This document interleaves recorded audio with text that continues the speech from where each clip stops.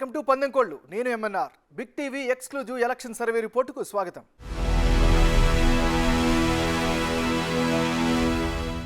పరకాల నియోజకవర్గం. ఇక్కడి ప్రజల తీర్పు ఎంతో పరిణితి చెందింది. పరకాలలో గతంలో అన్ని పార్టీల అభ్యర్థులు విజయం సాధించారు. ఎస్సీ రిజర్వ్డ్ స్థానంగా ఉన్నప్పుడు కాంగ్రెస్, బీజేపీ, సిపిఐ నేతలు గెలిచారు.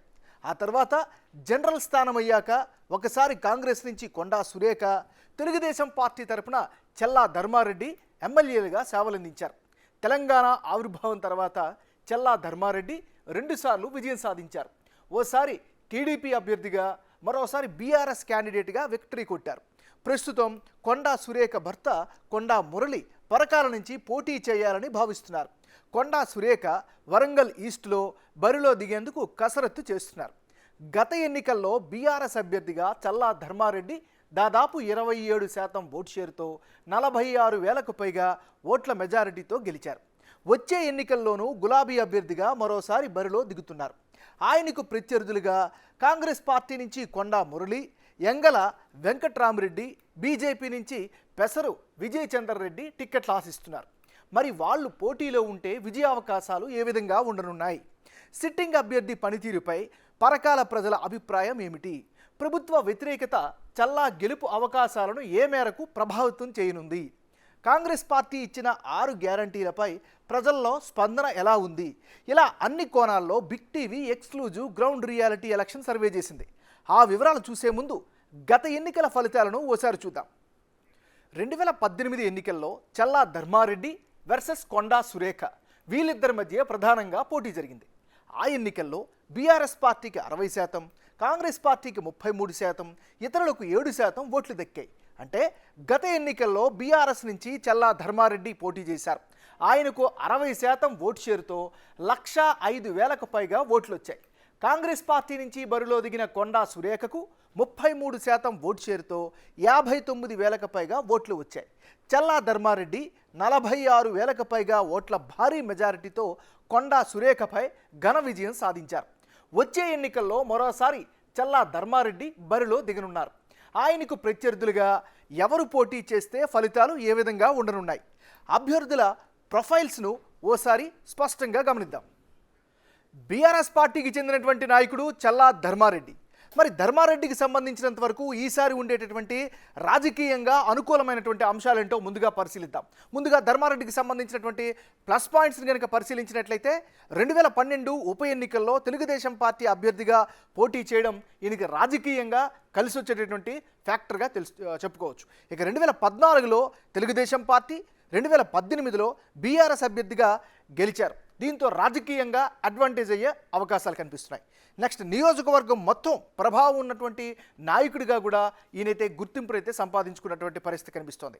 ఇక ప్రభుత్వ పరంగా చూసుకున్నట్లయితే ప్రభుత్వ సంక్షేమ పథకాలు అమలయ్యేలా చూస్తారు అనేటటువంటి పాజిటివ్ అభిప్రాయం కూడా ఈయన పట్ల కనిపిస్తోంది. నెక్స్ట్, నియోజకవర్గ పరంగా చూసుకున్నట్లయితే పరకాలలో కొంతవరకు అభివృద్ధి పనులు చేశారు అనేటటువంటి అభిప్రాయం కూడా ధర్మారెడ్డి పట్ల కనిపిస్తోంది. ఇది చెల్లా ధర్మారెడ్డికి సంబంధించినటువంటి ప్లస్లు.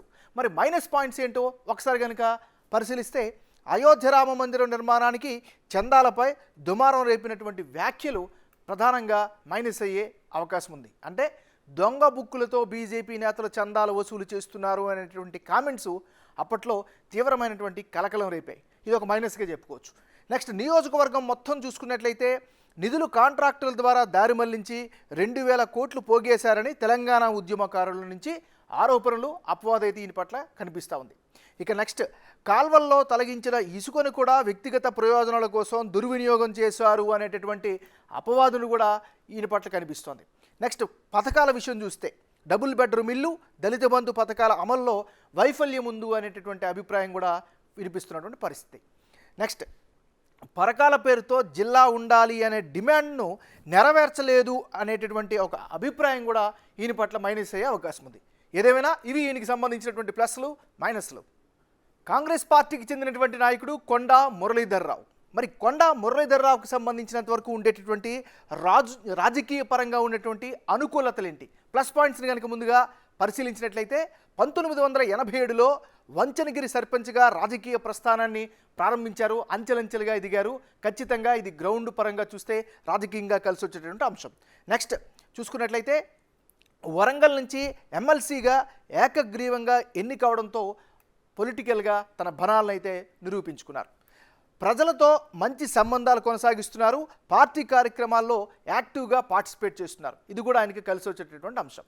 నెక్స్ట్ పరకాల నియోజకవర్గం మొత్తం ప్రభావం ఉన్నటువంటి నాయకుడిగా కూడా ఈయనైతే పేరుని సంపాదించుకున్నటువంటి పరిస్థితి. నెక్స్ట్ పొలిటికల్గా ఇంకొక ఫ్యాక్టర్ చూస్తే సిట్టింగ్ ఎమ్మెల్యే, ప్రభుత్వ వ్యతిరేకత కలిసి వచ్చే అవకాశం కూడా ఈయనకి స్పష్టంగా కనిపిస్తోంది. సో ఏదేమైనప్పటికీ కూడా ఇది ఈయనకి సంబంధించినటువంటి గ్రౌండ్ రియాలిటీ. కాంగ్రెస్ పార్టీకి చెందినటువంటి నాయకుడు యంగల వెంకట్రామరెడ్డి. మరి వెంకట్రామరెడ్డికి అనుకూలమైనటువంటి ప్లస్ పాయింట్స్ ఏంటి? ముందుగా పరిశీలించినట్లయితే ఈయనకి సంబంధించినంత వరకు కాంగ్రెస్ పార్టీతో సుదీర్ఘమైనటువంటి రాజకీయ అనుబంధం ఉన్నటువంటి సీనియర్ నాయకుడు. ఇది ఖచ్చితంగా కలిసి వచ్చే అంశం. 2014 ఎన్నికల్లో ఓడిపోయినటువంటి సానుభూతి కూడా ఈసారి కలిసి వచ్చేటువంటి అంశంగా కనిపిస్తోంది.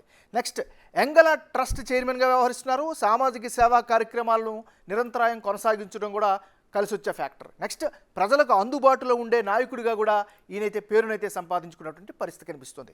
మరోవైపు నియోజకవర్గం మొత్తం ప్రభావం చూపించగలిగినటువంటి నాయకుడిగా కూడా పేరునైతే వెంకట్రామరెడ్డి పట్ల కనిపిస్తుంది. ఇది ఈయనకి సంబంధించినటువంటి పాజిటివ్ ప్లస్ పాయింట్స్. ఇప్పుడు మైనస్ పాయింట్స్ ఏంటో ఒకసారి కనుక గమనిస్తే కొండా మురళికి టికెట్ దక్కే అవకాశాలు ఉన్నాయి అనేటటువంటి ఎక్కువ టాక్ వినిపించడమే ఈయనకి ప్రధానమైనటువంటి మైనస్గా చెప్పుకోవచ్చు. ఇది ఈయనకి సంబంధించిన ప్లస్లు మైనస్. భారతీయ జనతా పార్టీకి చెందినటువంటి నాయకుడు పెసరు విజయ్ చందర్ రెడ్డి. మరి విజయ్ చందర్ రెడ్డికి ప్లస్ పాయింట్స్ ఏంటి? ఈసారి ఆయనకు అనుకూలంగా ఉండేటటువంటి ఫ్యాక్టర్స్ని ముందుగా పరిశీలించినట్లయితే డాక్టర్గా ప్రజలకు ఉచిత వైద్యం అందిస్తున్నారు. తద్వారా ప్రజలకి దగ్గర అవుతున్నారు. ట్రస్ట్ నుంచి ఆర్థిక సాయం, అదేవిధంగా మెడికల్ క్యాంపులను కూడా ఏర్పాటు చేస్తున్నారు. 2012, 2018 ఎన్నికల్లో ఓడిపోయారు కాబట్టి సానుభూతి కూడా కలిసి వచ్చే అవకాశంగా కనిపిస్తుంది. రెడ్ క్రాస్ సొసైటీ వరంగల్ జిల్లా చైర్మన్గా కూడా సేవలు అందిస్తున్నారు. తద్వారా ఆయా వర్గాల వారికి కూడా మద్దతు కూడగొట్టే అవకాశం ఉంది. నియోజకవర్గంలో చురుగ్గా ఉండేటటువంటి నాయకుడిగా కూడా ఈయన పట్ల అయితే పేరు వినిపిస్తోంది. ప్రభుత్వ వైఫల్యాలను నిలదీయడంలో ముందుంటారు. సో ఇది కూడా ఆయనకి కలిసి వచ్చే అంశం. ఇది పెసరు విజయ్ చందర్ రెడ్డికి సంబంధించిన ప్లస్లు. ఇప్పుడు మైనస్ పాయింట్స్ ఏంటో ఒకసారి పరిశీలిద్దాం. పరకాల నియోజకవర్గంలో బీజేపీ ప్రభావం పెద్దగా లేకపోవడమే ప్రధానమైనటువంటి మైనస్ ఫ్యాక్టర్గా చెప్పుకోవచ్చు. ఇది ఈయనకి సంబంధించినటువంటి ప్లస్లు మైనస్లు. ఈ నియోజకవర్గ పరంగా ఉండే క్యాస్ట్ పాలిటిక్స్ని, అంటే కులాల వారీగా ఉండే జనాభాని, వారి యొక్క మద్దతుని ఒకసారి పరిశీలిస్తే ఈ నియోజకవర్గంలో ఎస్సీ సామాజిక వర్గం 28% మంది ఉంటే ముదిరాజులు 14%, మున్నూరు కాపులు 12%, పద్మశాలీలు 10% ఉంటే గౌడ్స్ 9%, యాదవులు 8%, ఎస్టీలు 7% మంది నివసిస్తున్నారు. ముస్లింలు 6% మంది ఉంటే ఓసీ కమ్యూనిటీ 5% మంది ఉన్నారు. అంటే ఓవరాల్గా పరకాల నియోజకవర్గంలో కులాల వారీగా ఓటర్ల వివరాలు, వాళ్ళు ఎవరికి మద్దతు ఇస్తున్నారు అనే అభిప్రాయం వెల్లడించారో కనుక ఒకసారి పరిశీలిస్తే ఇక్కడ ఎస్సీల జనాభా 28% ఉంది. వాళ్ళలో బీఆర్ఎస్కు 45%, కాంగ్రెస్కు 45%, ఇతరులకు 10% మద్దతు ఇస్తాము అనే అభిప్రాయాన్ని బిగ్ టీవీ ఎలక్షన్ సర్వేలో తెలిపారు. దళితులకు 3 ఎకరాల భూమి హామీ అమలు చేయకపోవడం వల్ల ఎస్సీ ఓటర్లు కాంగ్రెస్ వైపు మొగ్గు చూపుతున్నారు.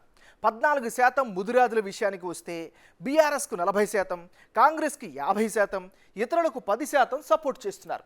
ముదిరాజులకు గులాబీ పార్టీలో ప్రాతినిధ్యం లేకపోవడం, ప్రభుత్వ సంక్షేమ పథకాలు అందలేదు అనే ఆగ్రహంతో ముదిరాజులు హస్తం పార్టీకి అధికంగా మద్దతు ఇస్తామనే అభిప్రాయాన్ని వెలిబుచ్చారు. 12% మున్నూరు కాపు ఓటర్లలో బీఆర్ఎస్కు 35%, కాంగ్రెస్కు 55%, ఇతరులకు 10% అండగా నిలుస్తున్నారు. కొండా మురళి మున్నూరు కాపు సామాజిక వర్గం కావడం, బీసీ బంధు పథకం మున్నూరు కాపులకు వర్తింప చేయకపోవడం వల్ల వాళ్ళు కాంగ్రెస్ పార్టీకి మద్దతు ఇవ్వాలి అనే భావనతో ఉన్నారు. 10% మంది పద్మశాలీల విషయానికి వస్తే గులాబీ పార్టీకి 40%, హస్తం పార్టీకి 50%, ఇతరులకు 10% సపోర్ట్ చేస్తున్నారు. కొండా సురేఖ పద్మశాలి కావడం వల్ల ఆమె ఇమేజ్ ఆ వర్గం ఓటర్లు హస్తం వైపు చూస్తున్నారు. ఇక 9% గౌడ్సు, 8% యాదవులు, 7% ఎస్టీలు, 6% ముస్లింలు, 5% ఓసీల మద్దతుని కనుక గమనిస్తే గౌడ్స్, ఎస్టీలు కొంత కాంగ్రెస్ పార్టీకి, యాదవులు, ముస్లింలు, ఓసీలు కొంత అధికార పార్టీకి ఎక్కువ మొగ్గు చూపుతున్నారని బిగ్ టీవీ ఎలక్షన్ సర్వేలో స్పష్టంగా తేలింది.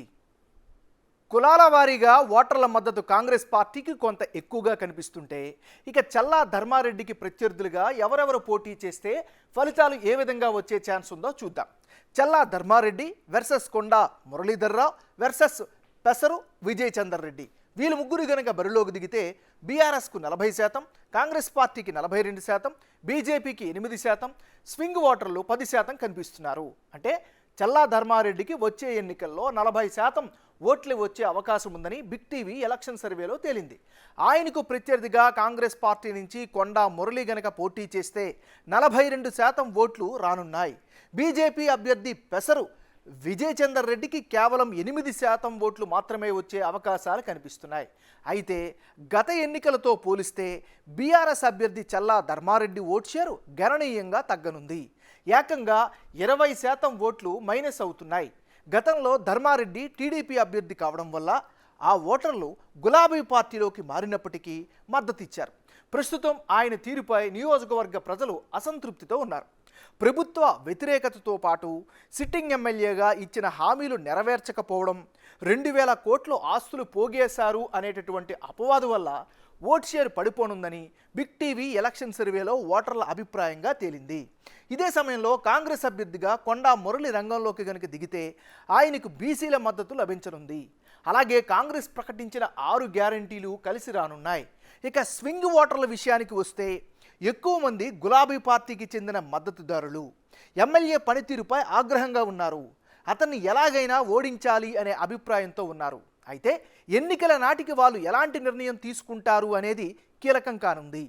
మొత్తానికి చల్లా ధర్మారెడ్డి, కొండా మురళి ప్రత్యర్థులుగా ఉంటే విజయం కొండా మురళి వైపే ఉండనుంది.